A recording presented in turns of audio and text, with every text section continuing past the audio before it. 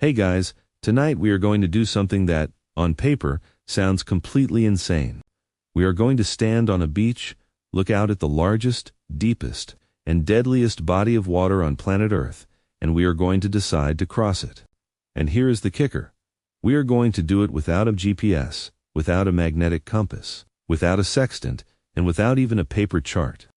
We are going to navigate thousands of miles of open ocean using nothing but the stars, the swell of the waves against our hull, and perhaps the flight path of a lonely bird. It is the ultimate test of human pattern recognition. But I have to warn you, the Pacific Ocean does not forgive mistakes. If you miss your target by just a few degrees, you don't just get lost. You vanish into a blue void that covers 1/3 of the planet. So, pack your courage, because you might not survive the first week. So, before you get comfortable, take a moment to like the video and subscribe, but only if you genuinely enjoy what I do here. Also, drop a comment below and let me know. What city are you in right now, and what time is it there? And if you have ever been on a boat in the middle of the ocean where you couldn't see land, drop a blue in the comments so I know who my fellow seafarers are. Now, dim the lights. Maybe turn on a fan for that soft background hum. And let's ease into tonight's journey together. Imagine you are standing on the edge of the world. Specifically, you are standing on a beach of blindingly white sand in what we now call Samoa, or perhaps Tonga. The year is somewhere around 1000 BC, or maybe a bit later. The air is thick and sweet, smelling of hibiscus and roasting breadfruit. Behind you is the jungle, a lush, green vertical wall of safety. It has fresh water, it has food, it has your family, and it has the solid, reassuring feeling of earth beneath your feet. But you aren't looking at the jungle. You are looking forward. You are staring at the not the ocean. To us modern humans, the ocean is a holiday destination or a shipping lane. But to you, standing there with sand between your toes, the Pacific is a living, breathing deity. It is the great blue continent. It is colossal. To give you a sense of scale, the Pacific Ocean is larger than all of Earth's land masses combined. You could fit every continent inside it and still have room. For a second, Africa. And you were thinking about getting into a wooden boat and sailing into the middle of it. Why would you do this? This is the first question that usually pops up. Why leave paradise? Well, maybe your island is getting crowded. The breadfruit trees aren't producing enough for everyone. Maybe there was a conflicted jealous sibling, a feud over a pig, or a chieftain who decided he didn't like your face. Or, maybe, it's something deeper. A cultural itch. A spiritual mandate that says the horizon isn't a boundary, but a doorway. This brings us to a mainstream historical fact. The Austronesian expansion is considered the last and most difficult phase of human migration. While Europeans were hugging their coastlines, terrified of falling off the edge of the world, your ancestors had already mapped a triangle of ocean roughly the size of Russia. This wasn't accidental. This was a systematic colonization of the planet's water hemisphere.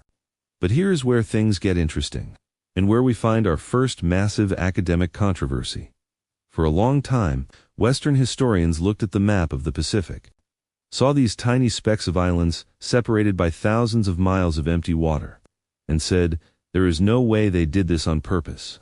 In the mid-20th century, a scholar named Andrew Sharp proposed the drift theory.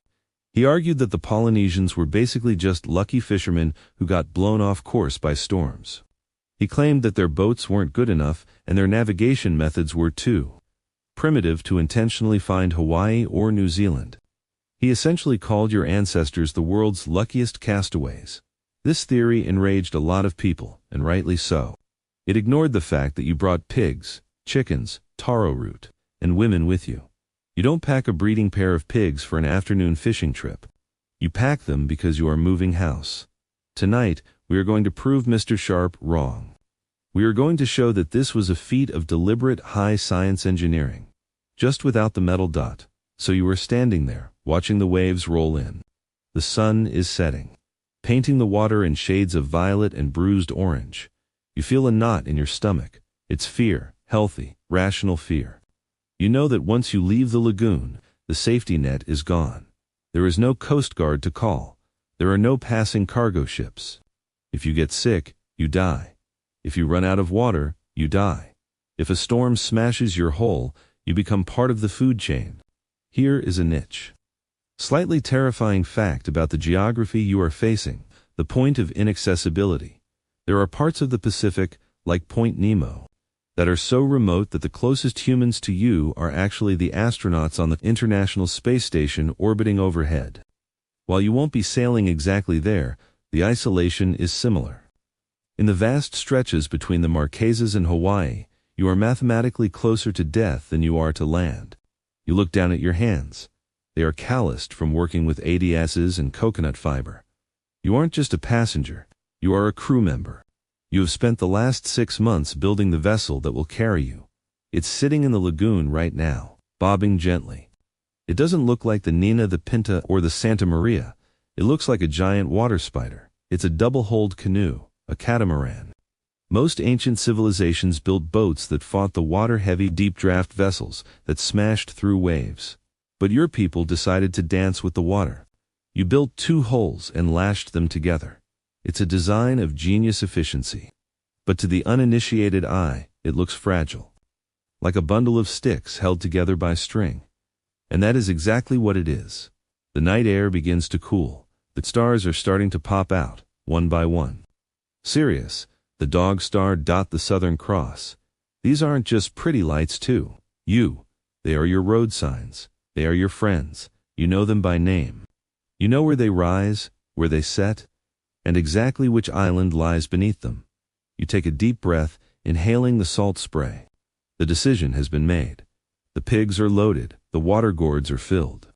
The chief navigator, a man who carries the entire map of the Pacific in his head because his culture has no written language, signals that the tide is turning. You step into the shallow water. It's warm, you push the canoe. It feels heavy, laden with the hopes of your clan. You climb aboard the wooden platform that bridges the 2 hulls. The wood, creaks. It's a sound you will hear every single minute for the next month. As the canoe slides out of the lagoon and hits the first real swell of the open ocean, the feeling changes. The boat lifts, then drops. Lifts, then drops. It's a rhythm that will replace your heartbeat. You look back at the shore. The fires of your village are flickering. This might be the last time you ever see them. You feel a tear prick your eye, but you wipe it away. There is no room for nostalgia on the Mona. You have to focus. You are about to engage in a chess match with the elements, and the board is 63 million square miles wide. Tonight, we aren't just sailing, we are time traveling. We are going to deconstruct the technology that allowed humanity to conquer the blue frontier. We are going to learn how to read the ocean like a book. But first, we need to talk about the machine that is keeping you dry. Because this isn't just a boat. It's a spaceship made of wood and string. You are now settled onto the wooden platform that bridges the 2 massive hulls of your vessel. The shore is shrinking behind you, becoming a dark smudge against the stars. The first thing you notice is the sound. If you were on a European ship from the 1700s, you would hear the groan of timber straining against iron nails. But here, on this Polynesian vaca or Hakulia, the sound is different. It's a rhythmic squeak, a groan that feels almost organic, like the joints of a giant athlete stretching before a run. That is because your life currently depends on a boat that doesn't have a single metal nail in it. Let that sink in. You are heading into the wildest ocean on Earth in a vehicle held together entirely by string. This brings us to the engineering marvel of the double-hulled canoe. While European naval architecture was obsessed with deep keels and heavy ballasts to keep their ships upright, which basically meant fighting gravity with weight, your ancestors had a brilliant, lateral thinking moment. Why fight the ocean? Let's skate on top of it. By lashing 2 hulls together, you create a catamaran. It is naturally stable. It doesn't need a heavy lead keel to stop it from tipping over. This means it rides high on the water, not in it. This makes it incredibly fast. We are talking about speeds that would leave Captain Cook's Endeavour looking like a bathtub in a swamp. These canoes could hit 15 to 20 knots with a good wind. You are basically driving the Ferrari of the ancient world. But let's talk about that. String. It's not just any string. It's Senate. This is a mainstream historical fact that defines Pacific engineering. The use of coconut fiber to make cement. You take the husk of a coconut, the hairy, fibrous part. Soak it in salt water for months until it rots slightly, a process called retting. Beat it with a mallet to separate the fibers, and then braid it by hand. It takes miles of this rope to lash a canoe together. We are talking about tens of thousands of yards of braiding. The preparation for this voyage involved the entire village sitting in circles for months, rolling fibers against their thighs until their skin bled. But here is the niche engineering genius of senet lashing tensegrity. If you use a rigid iron nail to join two pieces of wood, and then you twist those pieces of wood violently like, say, in a storm, the wood splits or the nail snaps. Metal is strong, but it is brittle. It doesn't give. But senet stretches, just a little bit, when a massive wave hits your starboard hull and twists the entire frame. The ropes groan and stretch, absorbing the energy, and then snap back tight. The boat is flexible. It moves like a living spine. It doesn't resist the kinetic energy of the waves. It dissipates it. You aren't riding in a rigid box. You are riding in a shock-absorbing basket. However, this leads to a very real, physical maintenance issue for you. The crew member, the ropes absorb water. They expand and contract. If they get too loose, the boat falls apart. If they get too tight and dry, they snap. So, one of your main jobs on this voyage, aside from not dying, is constantly checking the tension. You are the mechanic of the ropes. You might have to dive underwater with a mallet to tighten a lashing while the boat is moving. It's wet, dangerous work. But the alternative is your boat disassembling itself mid-ocean. Now, look at the hulls themselves. They are dugouts, usually carved from massive trees like koa or totora. But since trees don't always grow perfectly straight or high, enough to block ocean waves, the sides are built up with planks. These planks rugest its sewn onto the hull. You are essentially sitting in a giant piece of needlepoint. To waterproof the seams, you use the sap of the breadfruit tree, which acts like a natural rubber or caulk. It's sticky, white, and smells pungent. If you see a leak, you don't grab duct tape. You grab a handful of sticky sap and jam it in the crack. Let's address an academic controversy here, the design evolution debate. For decades, Western anthropologists assumed that the double-hulled canoe was a primitive precursor to the superior single-hulled European ship. They viewed the lack of metal as a failure of technology, but modern maritime architects now argue the opposite. They suggest that the Polynesian design was actually more advanced for its specific environment. The Pacific is vast, with relatively calm intervals punctuated by violent squalls. A shallow draft catamaran can land on any beach, no deep harbors needed, and can outrun storms. Some scholars even argue that if the Polynesians had discovered iron, they might have rejected it for boat building because it was inferior to senet for dynamic stress loads. It wasn't that they couldn't build better boats. It was that they had already built the perfect one. And there is one more feature of this boat that makes it psychologically easier to handle. It is virtually unsinkable. Because there is no heavy ballast dragging it down, even if the boat swamps, even if it fills completely with water, it won't sink to the bottom. It will float just below the surface, like a waterlogged log. You can hold on to it. You can bail it out. You can survive. In a European galleon, a hole in the hull meant a one-way trip to the seabed. Here, a hole just means a wet afternoon. The platform you are sitting on is crowded. It's not just you and the navigators. There is a small shelter, a thatched hut built right on the deck to protect the precious cargo and the highest-ranking people from the sun. There is a fire pit, yes, a fire pit on a wooden boat built on a bed of sand and stones so you can cook. As the canoe picks up speed, surfing down the face of a long dark swell, you feel the spray hit your face. It's warm. The boat shudders, the ropes sing their high-pitched creaking song. And for a moment, you trust this bundle of wood and fiber more than you trust yourself. But a boat is useless if the crew is dead, and you can't eat wood. You look at the pile of supplies lashed to the center of the deck. It doesn't look like much. Some gourds, some wrapped bundles, and a few frantic chickens. You realize that for the next 4 weeks, your menu is going to be ... challenging. You are about to become very intimate with the concept of fermented paste. You are starving.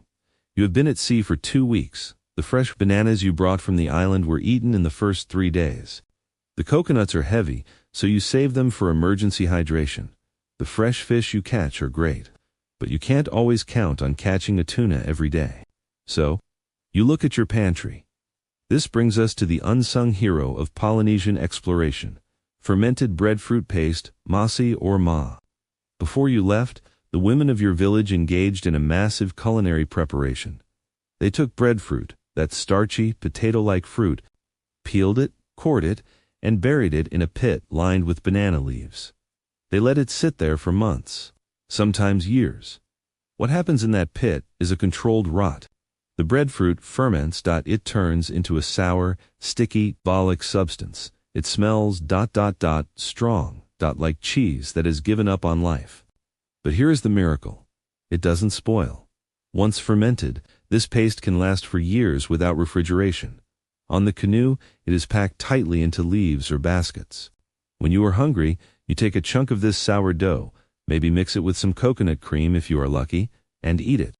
It is dense calories. It is pure probiotic fuel. It tastes like survival. This is a mainstream historical fact that often gets overlooked. The Polynesian migration was powered by fermentation technology. Without masi, long-distance voyages would have been impossible.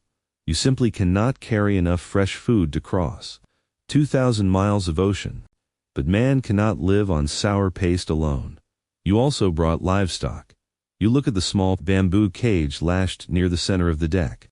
Inside are a few chickens. They are miserable. They are wet. They are seasick, and they have stopped laying eggs. But you don't eat them. Not yet. They are your starter kit for the new island. You only eat them if you are absolutely sure you are going to die of starvation.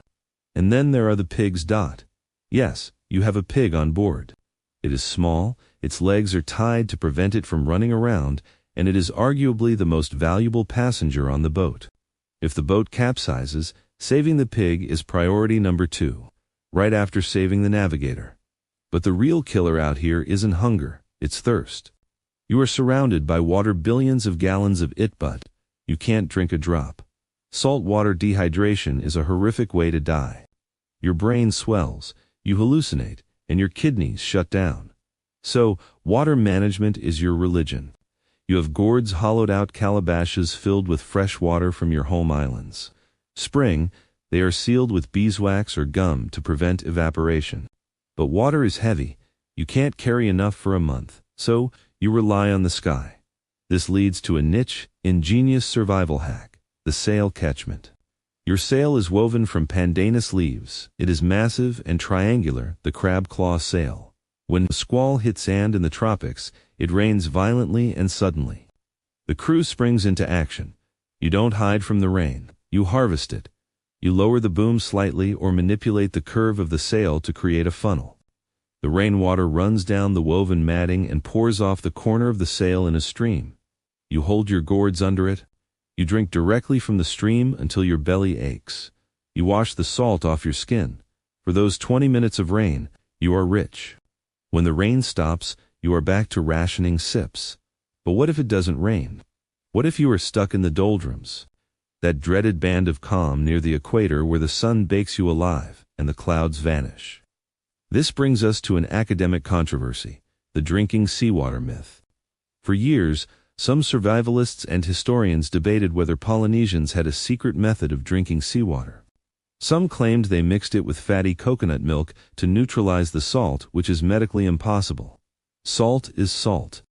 Others suggested they practiced rectal rehydration enemas, with brackish water to bypass the stomach, a technique used by some modern survivalists, but with little historical evidence in this context.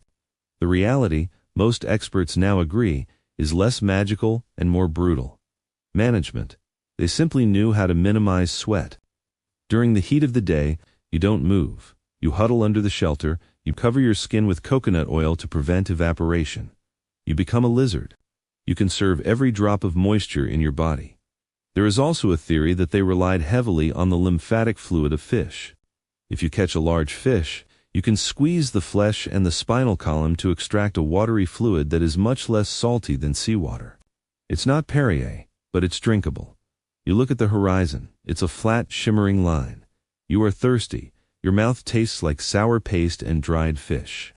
You take a small sip from your gourd, swishing it around your mouth for a minute before swallowing, just to trick your brain into thinking you drank more.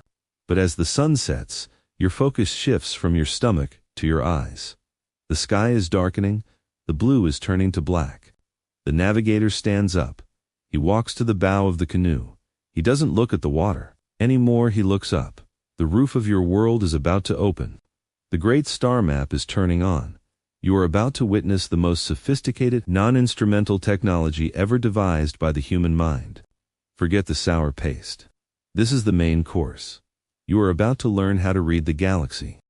The sun has vanished. The ocean is now a black mirror, reflecting the infinite speckles of light above. You are lying on your back on the deck, looking up. To a modern city dweller, the night sky is a chaotic mess of glitter. But to the navigator standing at the bow, it is a precision instrument. It is a clock, a compass, and a latitude sensor all rolled into one dot. Welcome to the star compass. Imagine the horizon around you as a giant circle, 360 degrees. Now, imagine dividing that circle into 32 houses, or points. Just like a magnetic compass has north, south, east, and west, the Polynesian navigator has star houses. Here is the core concept. Stars don't just stay in one place, they rise in the east and set in the west, just like the sun. But crucially, a specific star always rises at the same point on the horizon and sets at the same point.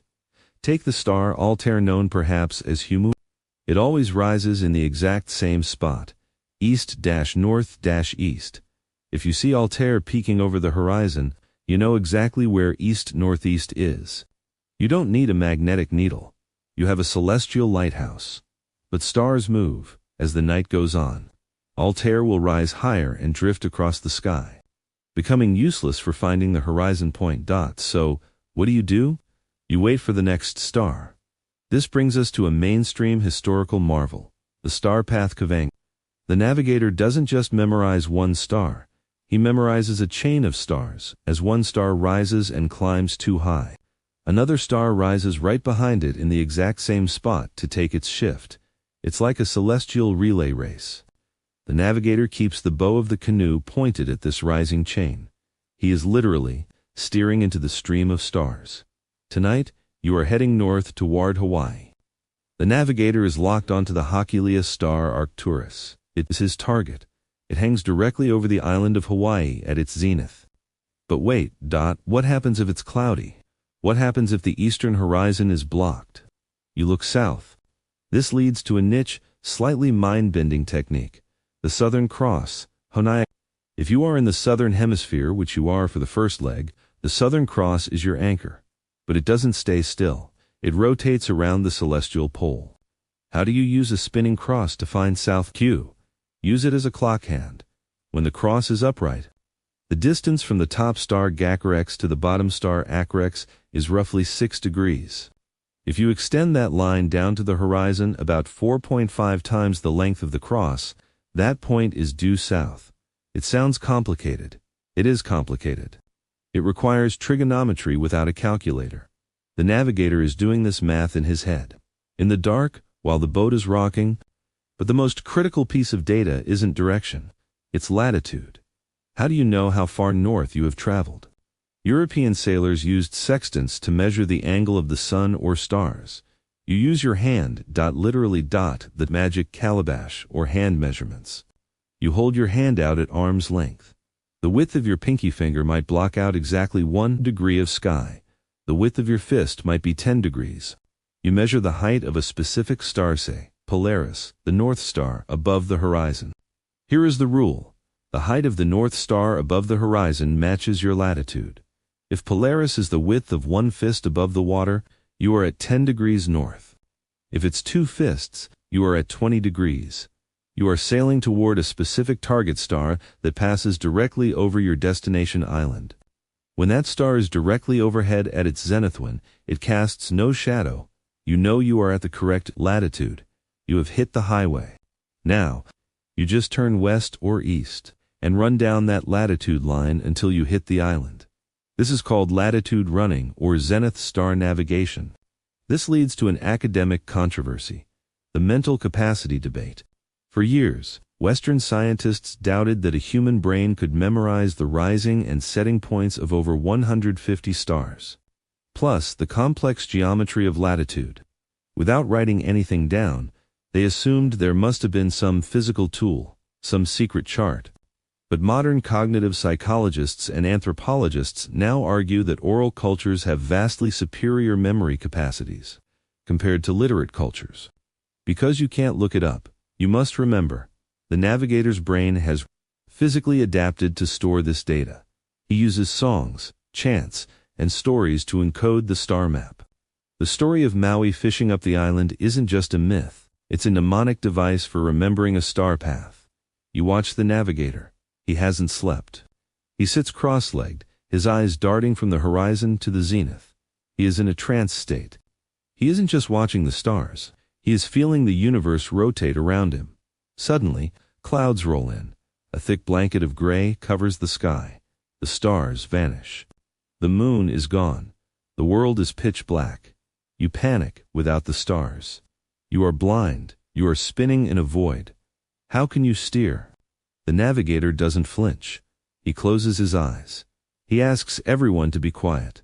He lies down on the deck, pressing his ear on, more importantly, his back against the wood. "We are still on course," he whispers. How does he know?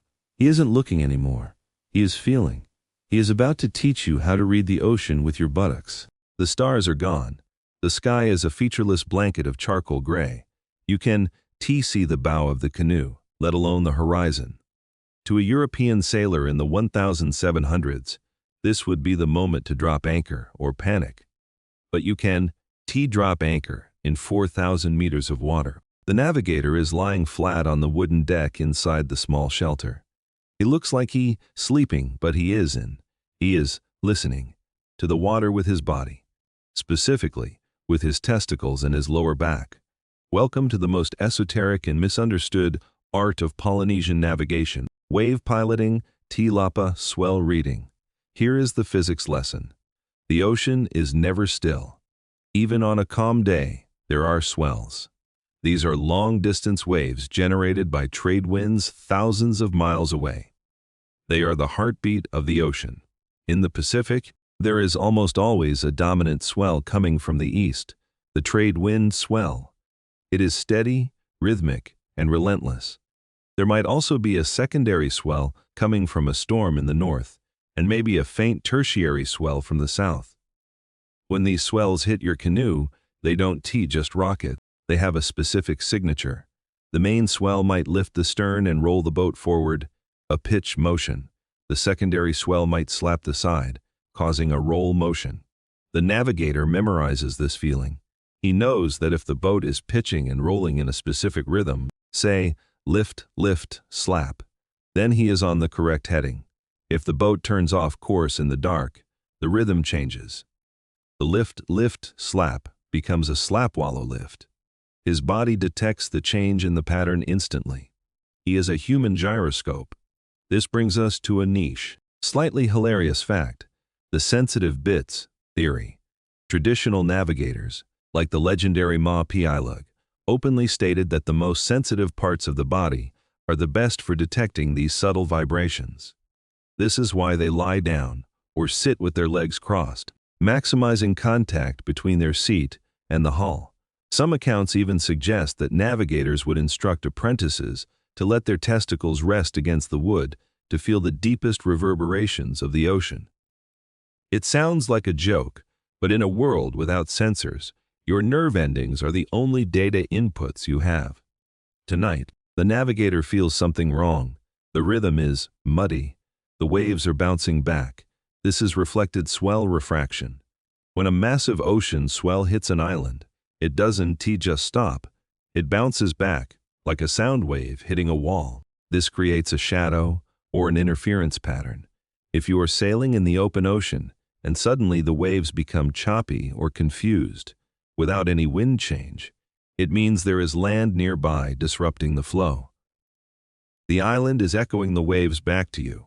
The navigator sits up. There is something to the west, he says.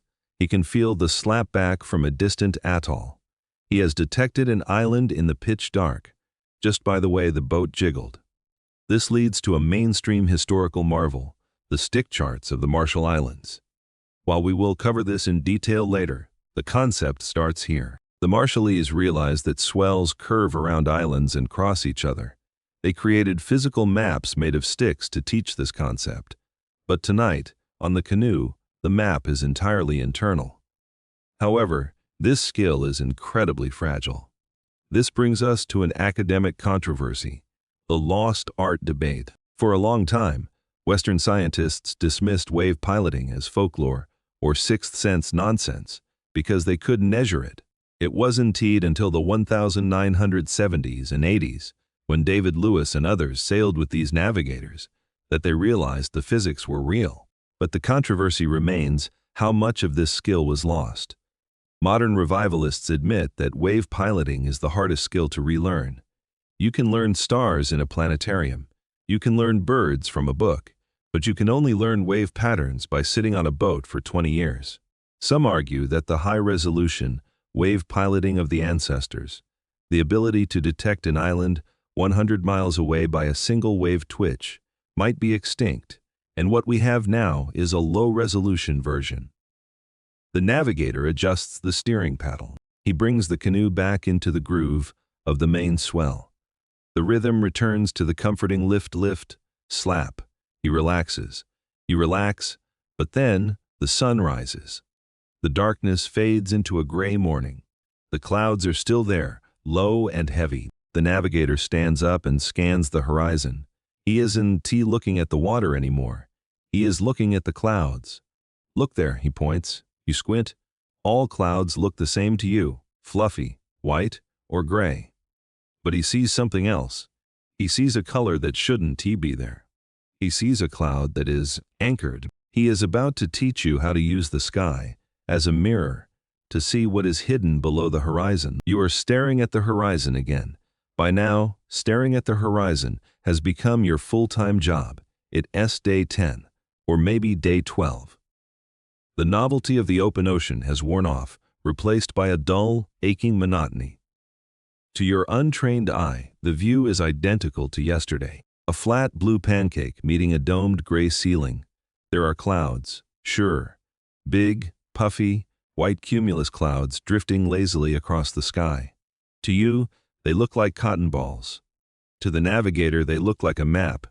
He points a calloused finger toward a cluster of clouds low on the horizon, maybe 10 miles off the starboard bow.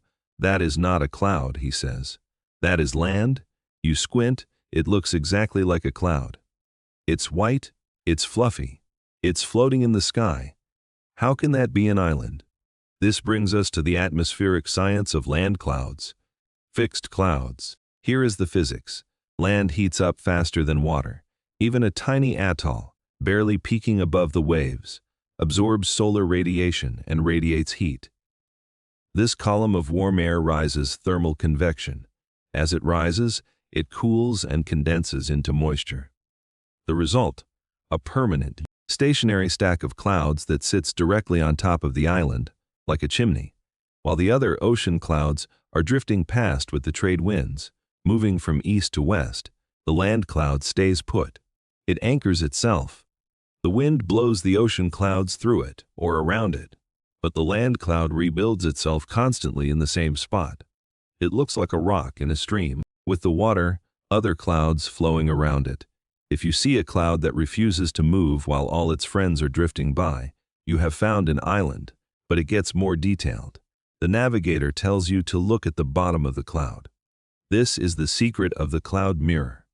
You are looking for a color that shouldn't exist in the sky. If the cloud is floating over the deep, dark ocean, its underside will be dark blue or gray, reflecting the abyss. But if the cloud is floating over a bright, shallow turquoise lagoon, the underside of the cloud will glow with a faint, ghostly green or teal tint. It is literally a reflection. The white sand and shallow water of the lagoon act like a mirror, bouncing the sunlight up onto the belly of the cloud. In a world of infinite blue and white, That subtle smudge of green is the most beautiful thing you will ever see. The bat signal of the tropics. This leads to a mainstream historical fact, the expanded target theory.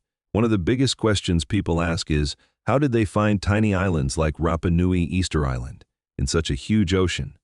The answer is that they weren't looking for the island. They were looking for the island's atmosphere. An atoll might only be 10 feet above sea level. You can see it from a canoe until you are maybe 5 to 7 miles away. But a land cloud can pile up to 3,000 or 4,000 feet high. You can see that cloud tower from 60 or 70 miles away. So, the effective radius of the island isn't 5 miles. It is 70 miles. By looking up instead of down, the Polynesians effectively made every island 10 times bigger. They weren't shooting arrows at a bullseye. They were shooting at a barn door. But not all reflections are green. If the island is a dry, uninhabited sandbar, the cloud base might reflect a bright, stark white. If the island is covered in dense, dark jungle, like a volcanic high island, the cloud might look darker, almost purple or black, compared to the surrounding sky. You spend hours staring at that cloud. The navigator is convinced. He adjusts the steering paddle. You change course slightly, aiming not for the water, but for the green smudge in the sky. This brings us to a niche, slightly mystical observation. The eyebrow cloud. Sometimes you don't see the color. You see the shape. The navigator points out a cloud that looks flattened, arched like a human eyebrow. This often happens over high volcanic islands. The wind hits the mountain, gets pushed up, cools, and forms a specific lenticular or arched shape. If you see a row of fluffy clouds and suddenly one of them looks like it's raising an eyebrow at you, head toward it. Now, let's dive into an academic controversy. The blind luck versus systematic exploration. Debate, Part 2. We touched on Andrew Sharp's drift theory earlier, but this specific technique, cloud reading, is often at the center of the argument regarding how they found new islands. Skeptics argue that cloud signs are often false positives. A storm cell can look like a land cloud. A patch of algae can reflect green. They argue that sailors would have chased hundreds of ghost islands before finding a real one, implying a massive death toll or wasted effort. However, proponents of systematic exploration argue that the Polynesians had a strict protocol. They wouldn't commit the whole fleet to a cloud. They would send a scout vessel, or they would wait. A storm cloud eventually moves or dissipates. A land cloud is stubborn. It persists until sunset. The navigator's patience was his primary tool. They assert that the false positive rate was low because the navigators were essentially atmospheric scientists who knew the difference between a rain squall and a lagoon reflection. Back on the canoe, the afternoon sun is beating down. You are hot. You are tired. You want to believe the navigator, but that green tint is so faint. Is it real, or is it just eye strain? You need a second opinion. You need confirmation from a local, and right on cue you see it. A speck of white fluttering against the blue sky. It dives, hits the water, and rises again. It's a bird, but not just any bird. The navigator smiles. He doesn't just see a bird, he sees a biological rangefinder. He knows exactly what time this bird woke up, how far it flies to fish, and most importantly, that it must sleep on land tonight. You are about to learn why following the wrong bird will kill you, and following the right one will lead you home. You are squinting into the glare of the afternoon sun. The navigator has pointed out a speck in the sky. It dives, splashes, and circles. It's a bird. To you, it's just a potential chicken dinner dot to the navigator. It is a living, breathing GPS satellite. But here is the catch. You have to know who you are looking at. If you follow the wrong bird, you will sail confidently into oblivion. This brings us to the commuter zone of CBRDS. You see, birds are like people. Some are remote workers who live on the open ocean for months, sleeping on the wing or floating on the waves, like the albatross or the shearwater. If you see them, it means nothing. You could be 2,000 miles from the nearest rock. They are the false prophets of navigation, but then there are the commuters. These birds need dry land to sleep. They wake up in the morning, fly out to fish, And this is the critical part: they must return to their island before sunset to rest. The navigator points to a pair of pure white birds fluttering like paper in the breeze. They are white terns, or manuo kū in Hawaiian. These are your friends, the navigator says. Here is a mainstream historical fact. The fixed flight radius, the white tern and the brown noddy, are the gold standard of Polynesian navigation. Why?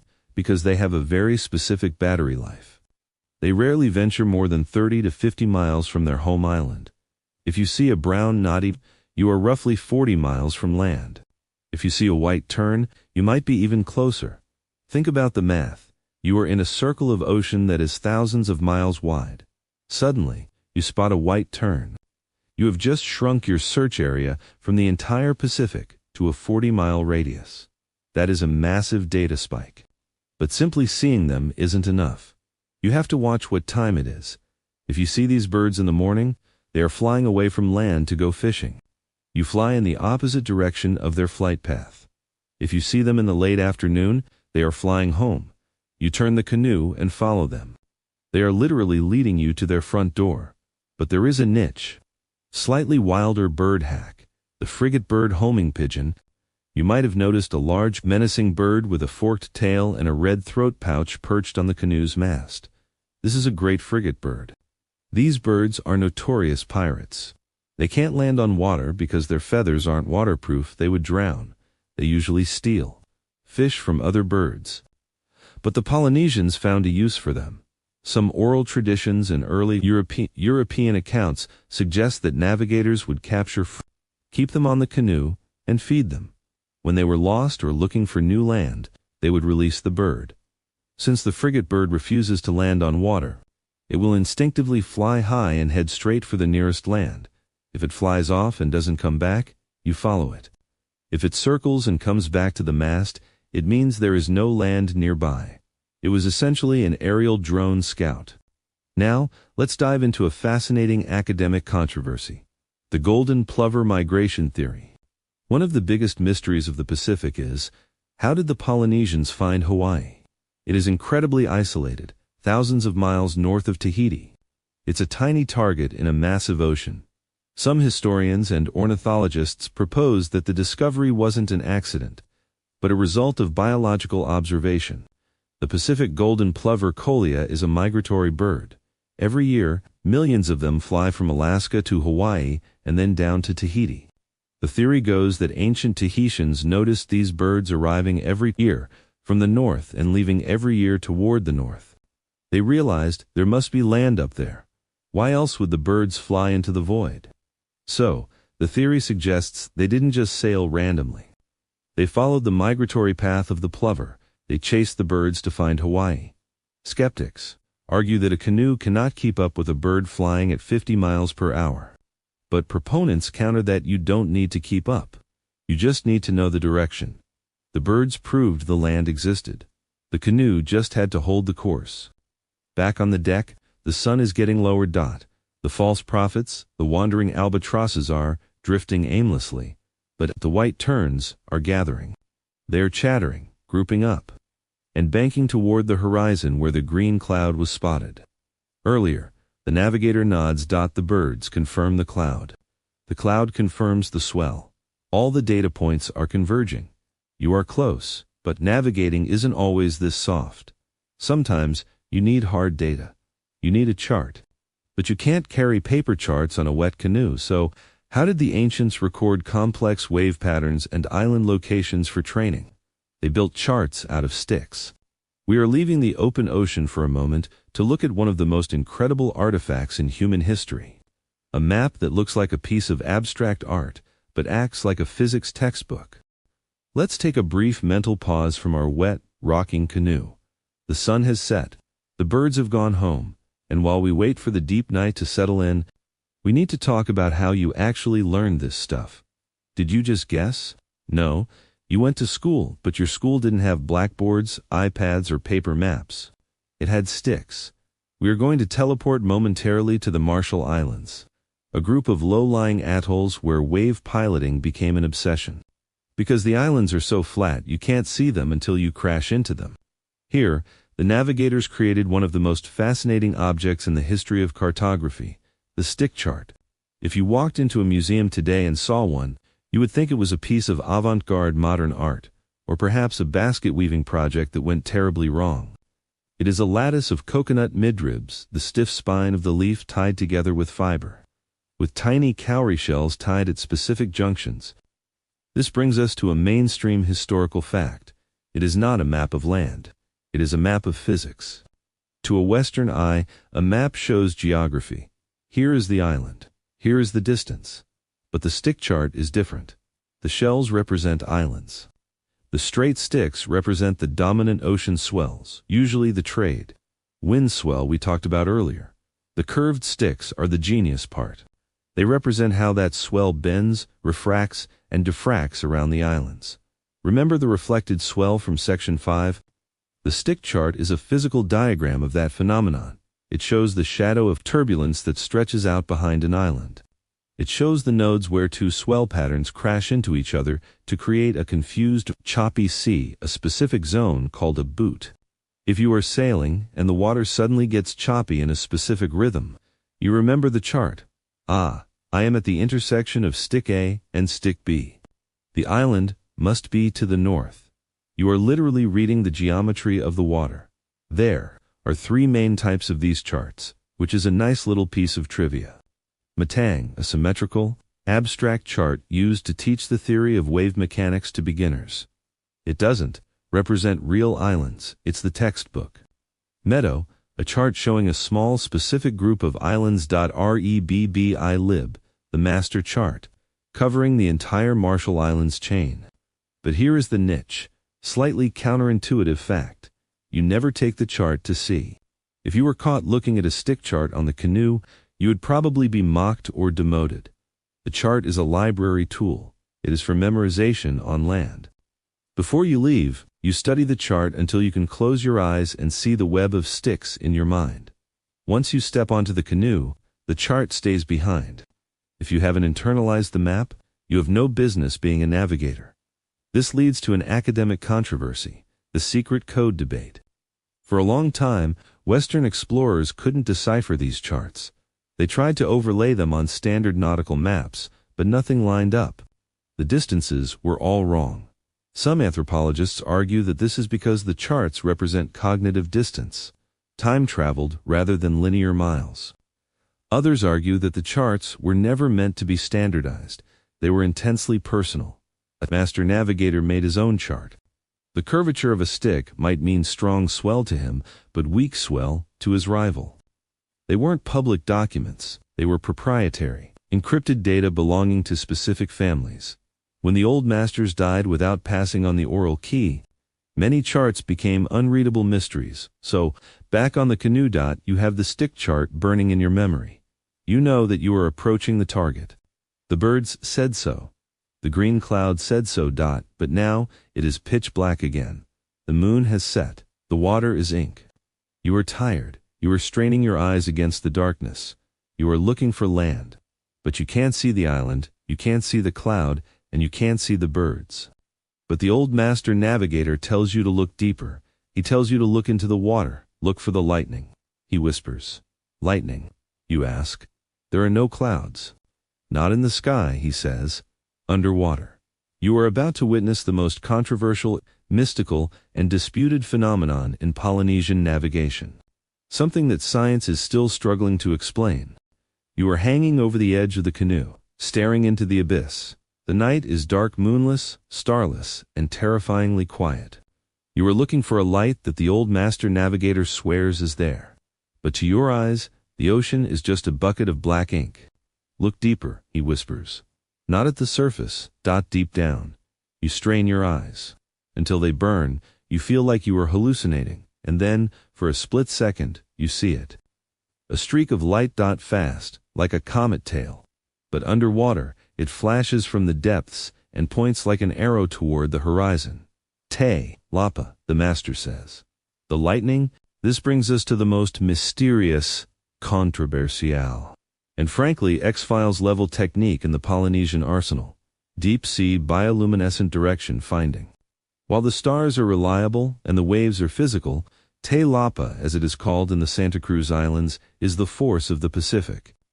It is described by master navigators not as the glittering sparkles you see when you splash the water, which is just disturbed plankton, but as linear streaks, flashes, or bolts of light that dart out from the direction of land. Imagine a submerged lighthouse pointing a strobe light at you from 80 miles away. That is what you are looking for. Here is the mainstream historical context, the homing beacon phenomenon. According to oral traditions across the Pacific, particularly in Tacopia and the Reef Islands, every island emits this light dot. It acts like a radial spoke. If you are 100 miles out, the flashes are slow and sluggish. As you get closer, they become faster and more intense. Zipping past the canoe like underwater missiles, the navigator steers the canoe into the source of the flashes. He uses the light as a literal visual bearing when the stars are hidden. But here is the catch. You can't see it if you are looking for it.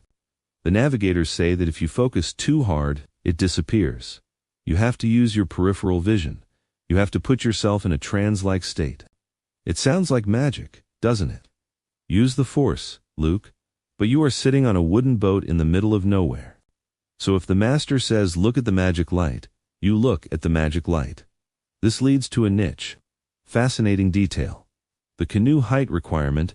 You generally cannot see Te Lapa from a modern ship. Why? Because the deck is too high. Navigators insist that your eyes need to be close to the water switch. On a Polynesian voyaging canoe is exactly where you are. You are sitting maybe 3 feet above the water. This low angle of incidence might be crucial for seeing the refraction of light coming from the deep. But what is it? This brings us to the mother of all academic controversies, the bioluminescence versus hallucination debate. For decades, Western scientists simply refused to believe this existed. They categorized it alongside ghost islands and sea monsters. They argued that tired sailors staring at black water for weeks would inevitably start seeing things. It's a known psychological phenomenon called pareidolia, or simply sensory deprivation hallucinations. However, in the late 20th century, David Lewis, a physician and sailor who studied these navigators, claimed to have seen it himself. He described it as streaks, unlike ordinary phosphorescence. So, the scientific community scrambled for a theory. The leading hypothesis today, though still debated, is related to reflected swell physics.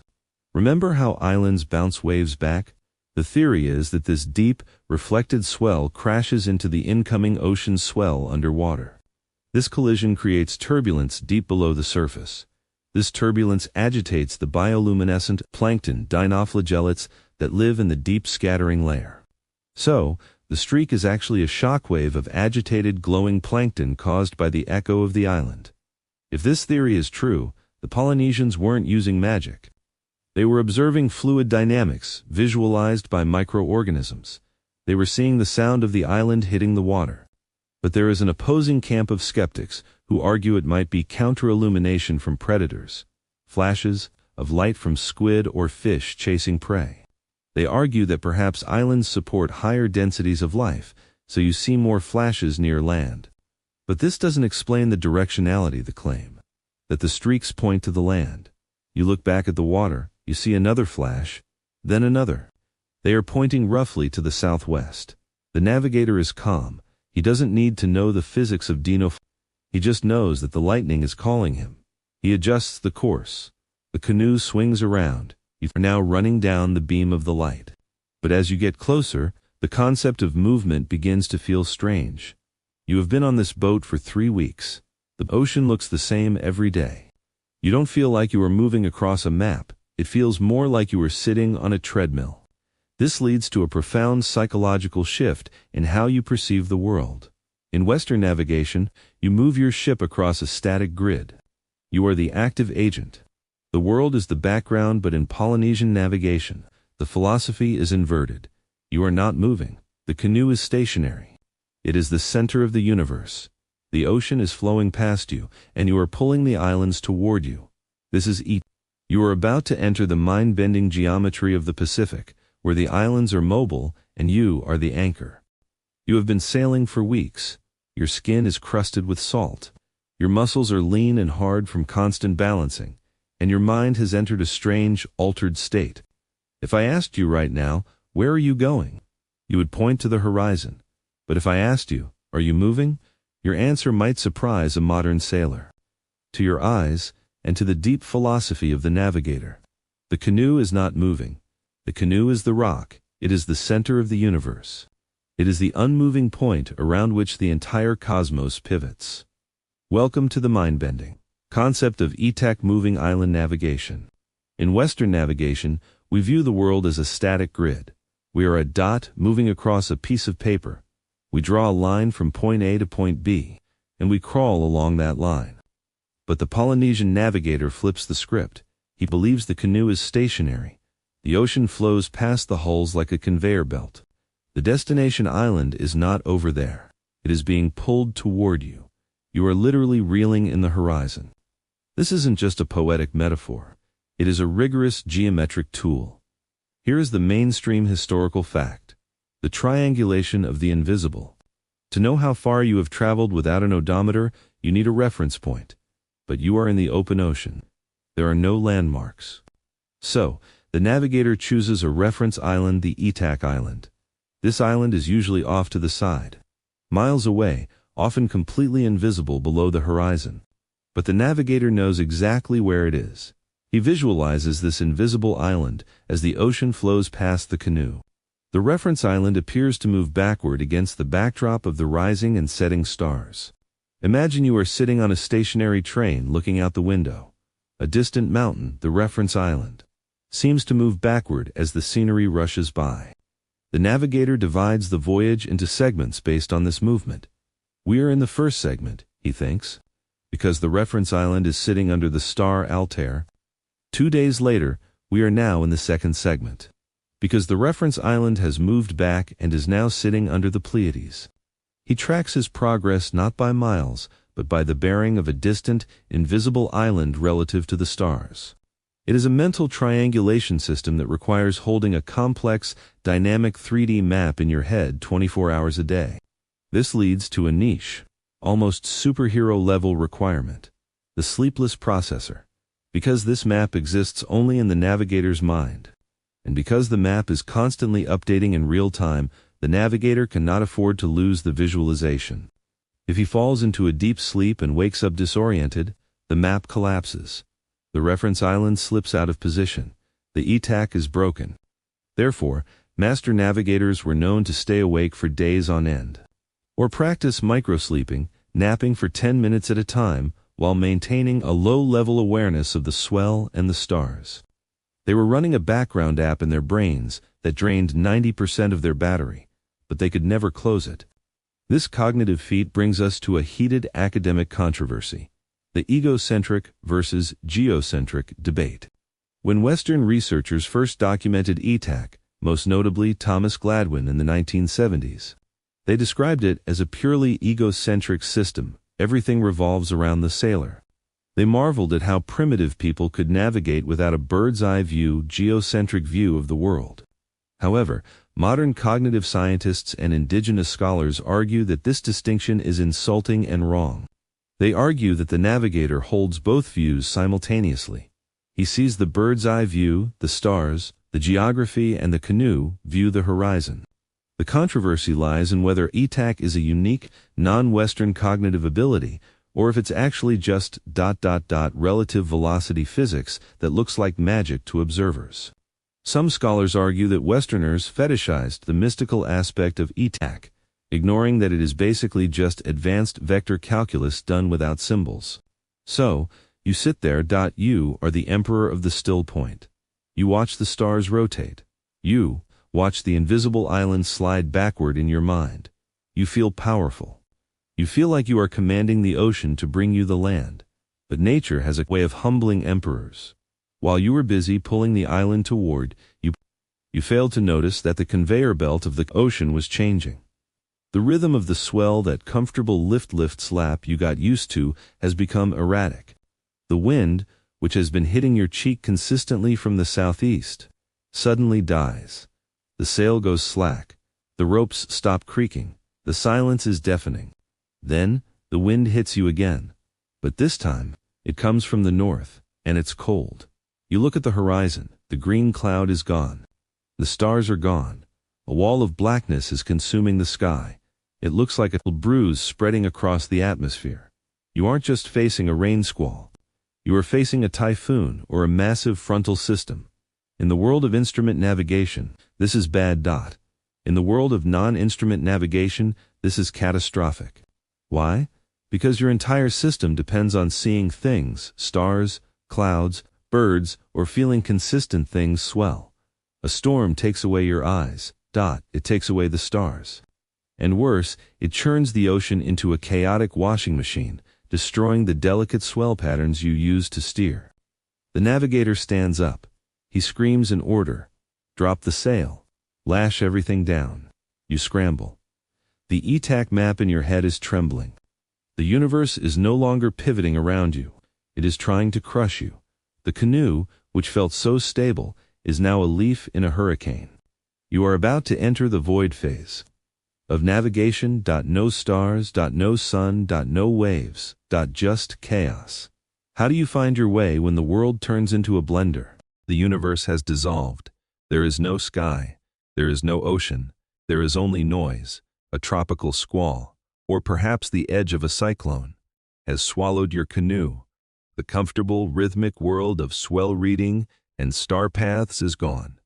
You are inside a gray, screaming void. Rain is hitting your skin horizontally, stinging like gravel. The wind is howling through the rigging with a sound that vibrates in your teeth. You are huddled on the deck, gripping a lash line so tightly your knuckles are white. The canoe, which felt so graceful yesterday, is now shuddering violently. One hull lifts high into the air, hanging there for a terrifying second, before slamming back down with a bone-jarring crack. You look at the navigator. He is soaking wet, his hair plastered to his face. He isn't looking at the horizon, because there is no horizon. He isn't looking at the stars because they are masked by thick, bruised clouds. So, how do you navigate when the world is blind? You don't. You stop. This brings us to a mainstream historical survival tactic, heaving to the sea anchor strategy. In a severe storm, trying to sail is suicide. If you keep the sails up, the wind will either snap your mast or capsize the canoe. If you try to run with the wind, you might surf down a wave so fast that the hulls bury themselves in the trough ahead, causing a pitch pole, flipping end over end. So, the navigator shouts the order. You drop the heavy crab claw sail. You dismantle the mast. You lash everything down. Then, you throw something overboard. Not a sacrifice, but a tool. You deploy a sea anchor. This might be a large bundle of ropes, a basket weighted with stones, or even a heavy log tied to the bow. The drag from this anchor keeps the canoe's nose pointed into the wind and waves. This is aerodynamics 101. You want to slice through the oncoming waves, not take them broadside. If a massive wave hits you from the side, you flip. If it hits the bow, you ride over it. So now, you drift. You are at the mercy of the storm. But this drift is the navigator's nightmare. Every hour you drift, you are being pushed off your ETAC line. Your mental map is getting corrupted. The reference island is sliding away, and you don't know how fast or in what direction. This leads to a niche, high-stress skill, wind integration, mental dead reckoning. The navigator cannot see, but he can feel. He sits in the storm, shivering, eyes closed. He feels the wind on his cheek. Here is the trick.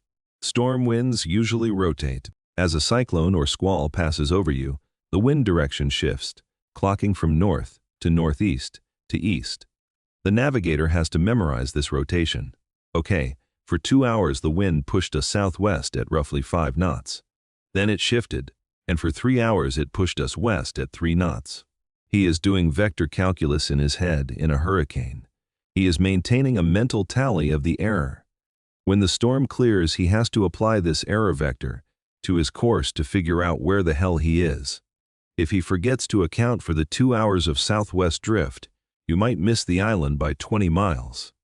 And 20 miles is the difference between life and death. You are cold. This is something people forget about the tropics. It gets freezing in a storm. The wind chill strips the heat right out of your body. You and the other crew members huddle together in a puppy pile, under the woven mats, sharing body heat. You are wet, miserable, and terrified. And you are bailing. The hulls are filling with rain and sea spray. If they get too heavy, the canoe becomes sluggish and might break apart. So, you bail. You use coconut shells or wooden scoops. You bail until your shoulders scream. You bail rhythmically, singing a chant to keep the pace. Scoop, throw. Scoop, throw. You are fighting the ocean one coconut shell at a time. This brings us to a massive academic controversy. The accidental drift theory, the Sharp versus Lewis debate. We mentioned Andrew Sharp earlier. He looked at these storms and said, "See, this proves they could navigate." He argued that storms would blow canoes hundreds of miles off course, randomly scattering Polynesians across the Pacific. He believed that the discovery of New Zealand or Hawaii was a result of drift voyages, people getting lost in storms, and luckily bumping into land before they died. But modern experimental archaeologists, like Ben Finney and the crew of the Hockley, fiercely disagree. They argue that Polynesian canoes were actually better at surviving storms than European ships of the same era. A European ship with a deep keel might be dismasted or rolled. A double-hulled canoe, because it is light and flexible. Remember the Senate, acts like a raft. It bobs on top of the chaos. Furthermore, they argue that drift was a calculated risk. Navigators knew the wind patterns. If they got blown east in the summer, they knew the winter winds would blow them back west. They weren't helpless corks. They were survivors waiting for the weather to turn. Back in the canoe, the noise is lessening. The wind is dropping from a scream to a moan. The rain stops stinging and starts drizzling. The storm is passing. You crawl out from under the mat. The sun is trying to punch through the clouds. You are alive. The canoe is intact. Though one of the crossbeams looks a bit loose, you have to tighten that lashing. But you have a problem, a big one. You look around. The sea is a mess of confused swell, waves bouncing everywhere, leftovers from the storm. You can read the swell. The sky is still cloudy. You can see the stars. The birds are gone. You are in the post-storm amnesia. You don't know where you are. The mental map is fuzzy. Did you drift 50 miles? 100 miles? The navigator stands up. He looks tired. He looks older than he did yesterday. He scans the water, not the horizon, but the immediate water around the boat. Look for debris, he says. You are looking for trash, but in the pristine Pacific of 1000 BC, trash means something very specific. It means biology. You lean over the side. You are looking for a specific type of seaweed. You are looking for a stick. You are looking for anything that suggests land is nearby. And then, you see it. A shape in the water, not a piece of wood, a living giant. The navigator smiles. He knows that sometimes, when the stars fail you, you have to ask the animals for directions. You are staring at the living giant, slowly breaching the surface a few hundred yards off the port bow. It, as a humpback whale, or perhaps a sperm whale, it blows a fountain of mist into the air, takes a massive breath, and dives, its tail fluke rising like a black sail before slipping silently under the water. To you, it's a majestic beast. To the navigator, it's a bus. This brings us to the biological highway of cetacean migration. Polynesian navigators understood something that modern biology took centuries to confirm. Whales are commuters. They don't just wander randomly. They travel between cold, nutrient-rich feeding grounds, like Antarctica or Alaska, and warm, safe breeding grounds, like Hawaii, Tonga, or Tahiti. If you are lost in the vast emptiness between the equator and the tropics, and you see a pod of whales moving with purpose in a specific direction, you follow them. They are heading to the same place you are, an island. The navigator watches the whale's heading. It aligns with his intuition, but a whale can dive and disappear for an hour. You need something more tangible. You need something that stays on the surface. You go back to leaning over the edge, scanning the water for trash. This leads to a niche Forensic level of observation. Debris analysis. You spot a piece of wood floating in the water. You grab a net and fish it out. The navigator inspects it like a crime scene investigator. If the wood is bleached white and covered in gooseneck barnacles, he throws it back. Why? Because barnacles take weeks to grow. That log has been drifting in the open ocean for months. It could have come from South America. It tells you nothing about where you are. But if the wood has green bark, if it has a fresh leaf attached, or the Holy Grail, if it has land spiders or ants crawling on it, then you celebrate. Land insects and green leaves rot or die quickly in salt water. If you find a log with a live spider on it, you are within a day's sail of land. That log just fell into the water yesterday. You find a piece of driftwood. It's swollen, but the bark is dark. The navigator scratches it. It smells of earth. He nods. But there is one final, controversial test he might perform. He leans down, dips his finger into the ocean, and tastes it. This brings us to an academic controversy. The salinity gradient debate. Some oral traditions claim that master navigators could taste the difference between pure open ocean salt water and water mixed with freshwater runoff. The theory is this: high volcanic islands, like the Big Island of Hawaii or Tahiti, have massive rivers and waterfalls. When this fresh water hits the ocean, it creates a brackish plume that can stretch for miles, slightly diluting the saltiness of the sea. Skeptics argue that the ocean is too vast and the dilution factor too small for a human tongue to detect a few parts per million difference.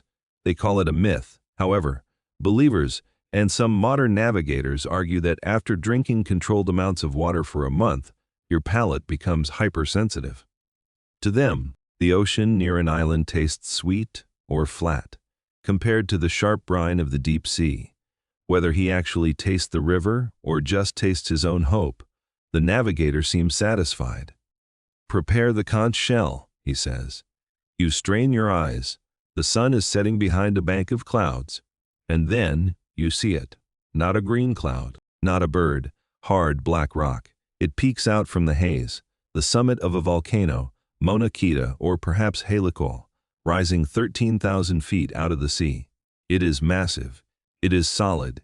It is the most beautiful thing you have ever seen. The crew erupts. Someone blows the conch shell. A deep, resonant trumpet blast that announces your arrival to the spirits of the island. You have done the impossible. You have crossed the blue void without a compass, without a map, and without dying. You surf the canoe through the reef pass. The water turns from deep indigo to blinding turquoise. The smell hits you. Not the smell of salt, but the smell of wet earth, rotting leaves and flowers. It is the smell of life. You drag the canoe onto the sand. Your legs wobble. Sea legs are real. The ground feels like it is swaying violently beneath you. You fall to your knees and kiss the sand. You are a hero. You have expanded the map of humanity. But fast forward a few hundred years. You are standing on this same beach, perhaps as an elder, or perhaps as a descendant who kept the old ways. It is the year 1769, or maybe 1778. You look out at the horizon. You see a ship, but it's not a double-hulled canoe. It is a massive, clumsy fortress of wood and canvas. It has 3 tall masts and a web of heavy rigging. It plows through the water, smashing the waves instead of dancing over them. It is the HMS Endeavour, or perhaps the Resolution, and standing on the deck is a man in a funny hat, holding a strange metal triangle to his eye. Captain James Cook has arrived, and he is about to have a conversation with your people that will go down in history as one of the greatest misunderstandings of all time. He has the sextant. You have the songs, and he thinks you are the one who is lost. You are standing on the beach of Tahiti. It is 1769. The air is filled with the scent of tear flowers and roasting pig. But today, the mood is different. There is a monster in the bay. It is a British ship, the HMS Endeavour. To your eyes, it looks ridiculous. It is fat, tall, and clumsy. It sits deep in the water like a drowning stone. It has a forest of ropes and canvas that seems unnecessarily complicated compared to the elegant simplicity of your crab claw sail. And it smells. Even from the beach, you can smell the unwashed bodies, the bilge water, and the livestock rotting in the tropical heat. But the captain of this floating tenement, a man named James Cook, believes he is the master of the ocean, and in his pocket, he carries the most advanced technology of the Western world. This brings us to the collision of two universes, the sextant versus the song. James Cook is a genius. Let's not deny that. He is arguably the greatest surveyor in the history of the Royal Navy. He has a sextant, a metal triangle with mirrors. That allows him to measure the angle of the sun to determine his latitude north through south. And, more importantly, he has a secret weapon, the chronometer, or at least, the mathematical tables to approximate it. Here is a mainstream historical fact: the longitude problem. For centuries, European sailors could find north is south easily, but they had no idea where they were east-west. If you messed up your east-west calculation, you hit a reef and died. To solve this, you needed to know the exact time back in London, Greenwich, to compare it with local noon. Cook is running a high-tech operation. He is obsessed with objective truth. To him, an island exists at a specific grid coordinate, 17 degrees south, 149 degrees west. It is a dot on a static paper grid. But then, he meets Tupaya. Tupaya is a Tahitian high priest and a master navigator. He is you in the story, the culmination of the 3,000-year history we have just discussed. He joins Cook's expedition, and this is where the comedy and tragedy begins. Cook is baffled. He asks Tupaya, "How do you know where we are?" Tupaya points to the horizon. Cook asks, "Where is the chart? Where is the compass?" Tupaya taps his head. Cook, being a man of science, decides to test this. Savage, he asks Tupaya to draw a map of the Pacific. This leads to the famous Tupaya's map. Tupaya sits down and draws a chart containing 74 islands. Some sources say more, spanning a distance of 2,500 miles. From Fiji to the Marquesas, he draws them from memory. He names them, he explains how to get there. Cook is stunned. He copies the map onto paper.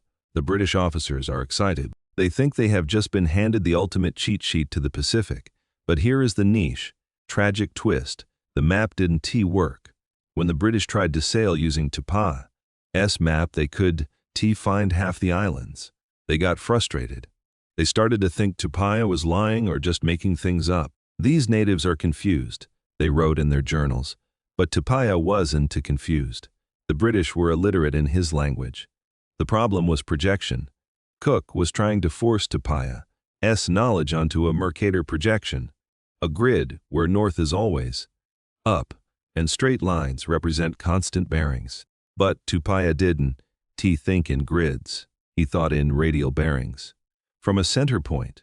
Remember ETAC. Remember the canoe is the center. When Tupaya drew the map, he was putting the current island in the center. North wasn't magnetic north. It was the direction of the north wind Tokurau. As the ship moved, the center of Tupaya's mental map moved. The north shifted relative to the new wind. Cook took a dynamic fluid, first-person shooter map, and tried to squash it onto a static 2D distinct, top-down paper. Of course it didn't line up. This leads to a massive academic controversy, the North misunderstanding. Modern historians and linguists have spent decades trying to decode Tupaya's map. The prevailing theory now is that Tupaya was using a system of avate, noon, as a cardinal point. Some scholars argue that Cook assumed north meant north, but to Tupaya, north might have been an abstract concept of downwind, depending on the season. Basically, it was like a PC user trying to open a Mac file in 1769. The data was perfect, but the operating system was incompatible. The tragedy is that Tupaya could navigate circles around Cook. There is an anecdote where the Endeavour was sailing from Tahiti to New Zealand. Cook was technically lost. He didn't know the local geography. Tupaya, however, was constantly telling the crew, "The island is that way." The British ignored him. They relied on their math. Tupaya eventually died of a disease, likely dysentery or malaria, in Batavia, Jakarta. He never made it home. With Tupia's death, a silence fell over the Pacific. The Europeans concluded that Polynesian navigation was a mix of luck and primitive instinct. They didn't see the star compass. They didn't see the wave piloting. They just saw a guy without a watch, because the Europeans had guns, germs, and steel. To quote Jared Diamond, their worldview won. The sextant replaced the song. The paper chart replaced the memory. Missionaries arrived and banned the heathen songs that encoded the star paths. Schools were set up to teach the correct Western way of geography. You, the descendant of the great navigators, were told that your ancestors were just lucky drifters who crashed into islands by mistake. You were told that real science requires metal instruments. The stick charts were burned or sold as souvenirs. The canoes were left to rot on the beaches because steamships were faster. For 200 years, the art of wayfinding didn't just sleep. It went into a coma. It was arguably the most successful period of intellectual colonization in history. The West didn't just take the land. They took the knowledge of how to find the land. But here is the thing about oral tradition. It is stubborn. It hides in the cracks. It hides in the lullabies grandmothers sing to babies. It hides in the weird habits of old fishermen who still refuse to look at a compass. As we move to the 1970s, the world is different.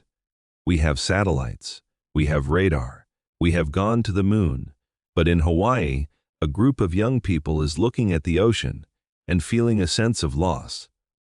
They want to know if the stories are true. They want to know if a canoe can really cross the ocean without a GPS.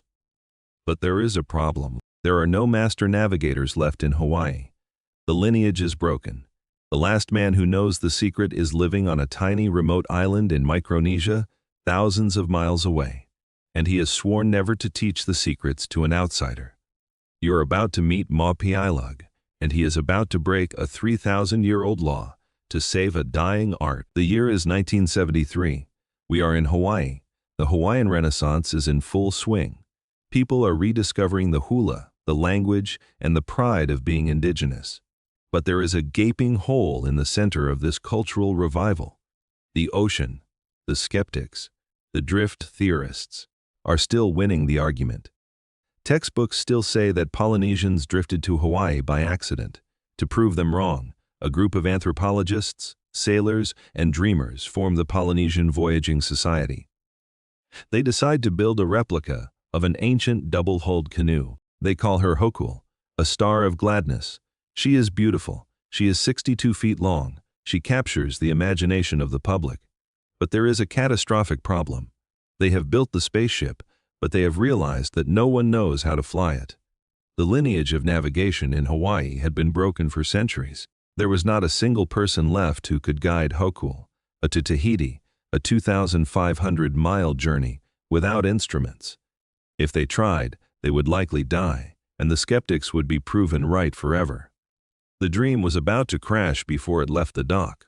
They needed a miracle. They needed a time traveler. They found him on a tiny coral speck in the Caroline Islands of Micronesia, a place called Satol. Enter Maupilug. Mau was not just a sailor. He was a Tubio navigator, a master inducted through secret rituals involving magic, chanting, and immense physical hardship. In his culture, navigation was a hobby. It was the highest caste of society. This brings us to a massive cultural barrier, the law of secrecy. In Micronesia, navigation knowledge was proprietary. It was a trade secret guarded more jealously than the recipe for Coca-Cola. You only taught your son or your nephew. If you taught an outsider, you diluted your clan's power. You gave away your edge. So, when the Hawaiians showed up and asked Ma to teach them, by all laws of tradition, he should have said no. He should have let them fail. But Ma saw something that the other elders didn't. He looked at the young men on his own island of Satol. They were changing. They were listening to transistor radios.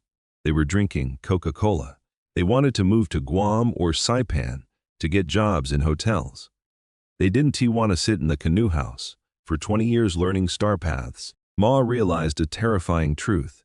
The flame was flickering out. If he kept the secret on Satol, it would die with him. So, he made a radical, heartbreaking decision. He decided to break the taboo. He decided to plant the seed in new soil. He looked at a young Hawaiian man named Nainoa Thompson and said, "I will teach you." This leads to a mainstream historical moment, the transfer of knowledge. Ma didn't use a classroom. He took Nainoa to the beach. He placed 32 lumps of coral and stone in a circle on the sand. "This is the horizon," he said. He placed a stone in the middle. "This is the canoe." He placed a palm frond to represent the wind. "Now, tell me where the island is." For months, Mao grilled Nainoa. He taught him the star compass. He taught him the swell patterns. But he didn't teach like a Western professor. This brings us to a niche, frustrating pedagogy. If you ask, you are not learning. Nainoa would ask, "Ma, what happens if the wind shifts to the north?" Ma would ignore him. Or he would say, "Wait." Ma believed that if you had to ask a question, it meant you weren't observing the ocean closely enough. The answer was already there. You just weren't looking. He forced Nainoa to develop the animal instinct, the constant low-level processing of the environment. He wasn't teaching him data. He was teaching him awareness. There is a famous anecdote where Ma told Nainoa, "Don't look at the waves with your eyes. The eyes can be deceived. Feel them. The ocean is talking to you." But this wasn't just a heartwarming mentorship. It sparked a heated academic and cultural controversy. Back on Sital, the other elders were furious. Ma was a traitor. He was giving away the Holy Grail to strangers, to rich Americans. Essentially, and in Hawaii, there was tension too. The hokul, was a symbol of Hawaiian pride. Some activists were angry that a Micronesian, not a Hawaiian, was captaining the ship. They wanted a pure victory.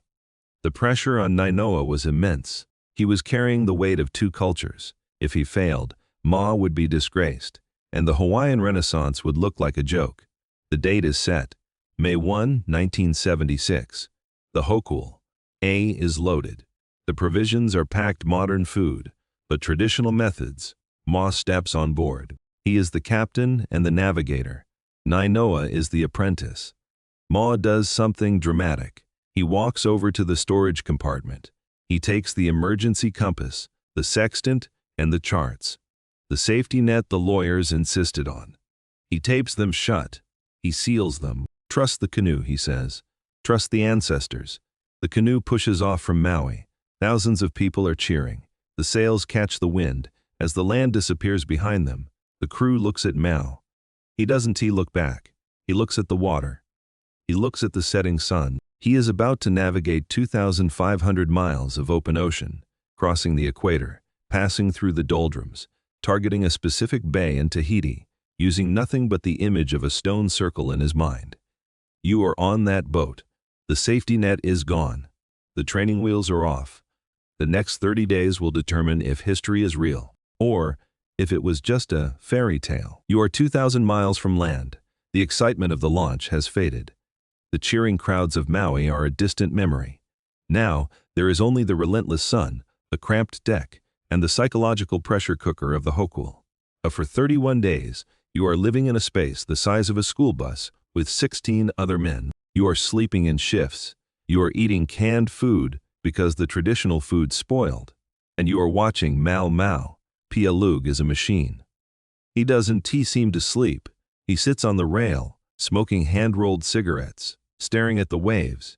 He is the only thing standing between you and being lost forever. But the voyage is not smooth. This brings us to a niche, human reality, the mutiny of the doldrums. When the canoe hit the intertropical convergence zone, the doldrums, the wind died. The heat was oppressive. The canoe drifted aimlessly. The crew, mostly young urban Hawaiians, started to crack, they argued. Some hoard food. They questioned Ma's decisions. Why are we drifting? Why don't we paddle? Ma watched them with disappointment. To him, the ocean requires respect and patience. These men were treating it like a highway commute. They were fighting the ocean instead of accepting it. Tensions got so high that there was a physical altercation. Ma withdrew into silence. He kept navigating, but his heart was breaking. He felt he had made a mistake sharing his sacred knowledge with people who didn't understand the spirit of the voyage. But then, The wind returned. The Southern Cross rose higher. The green clouds appeared. On the 31st day, Ma pointed to a speck on the horizon. Mataiva, he said. It was a tiny atoll in the Tuamotu archipelago. The crew rushed to the rail.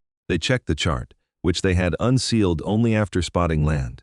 Ma was off by less than 40 miles after sailing 2,500 miles. He had threaded a needle across a hemisphere, using only his mind. The skeptics were silenced instantly. The drift theory was dead. You didn't drift here. You aimed here. The arrival in Tahiti is a mainstream historical event that feels like a movie script. When the Hakul sailed into Papeete Harbor on the 4th of June 1976, the crew expected a polite welcome. Instead, they found 17,000 people.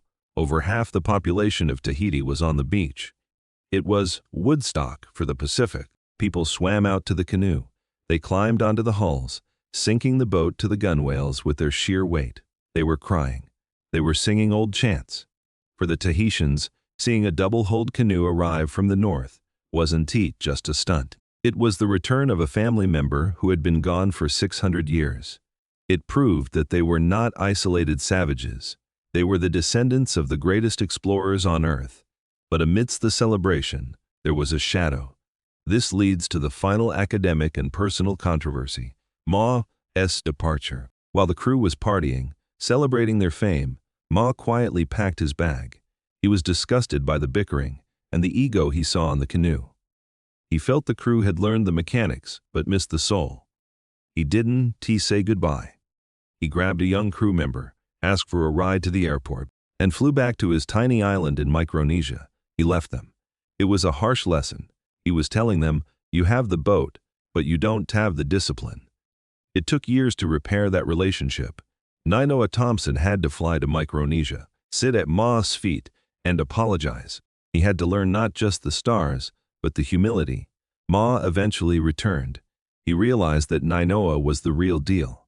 In a moving ceremony years later, Ma performed the PW ritual on Nainoa and a few others, officially inducting them as master navigators. He passed the torch. The knowledge was no longer trapped on Sital. It was free. So, where are we today? If you go to Hawaii now, you will see the Hokule. She is still sailing. In 2014, she embarked on the Midlama Honua worldwide voyage. Using traditional navigation, the canoe circumnavigated the entire globe. She sailed 40,000 nautical miles, visited 23 countries, and stopped in New York, South Africa, and Brazil. They didn't just find islands. They found the world, and the legacy has spread. There are now voyaging societies in New Zealand, Aotearoa, Tahiti, the Cook Islands, and beyond. There is a whole generation of young Polynesians who know the names of the stars, who know how to read the swells, and who walk with their heads high. They aren't looking at the horizon with fear anymore.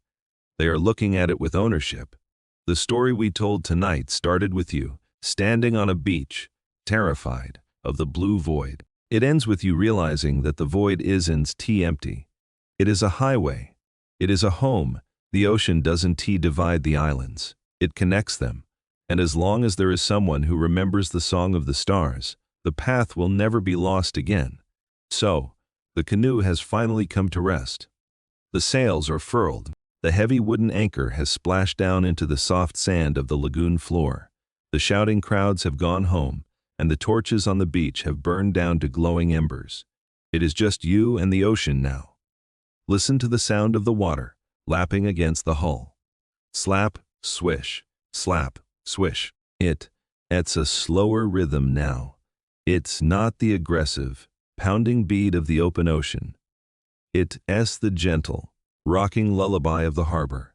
You can lie back on the woven mat. You don't have to watch the horizon anymore. You don't have to worry about the storm clouds or the birds. The stars overhead are no longer road signs you need to memorize. They are just beautiful lights, watching over you like old friends. Feel the tension draining out of your shoulders. The salt spray is drying on your skin. The air is warm and smells of vanilla and rain. You have crossed the great blue desert.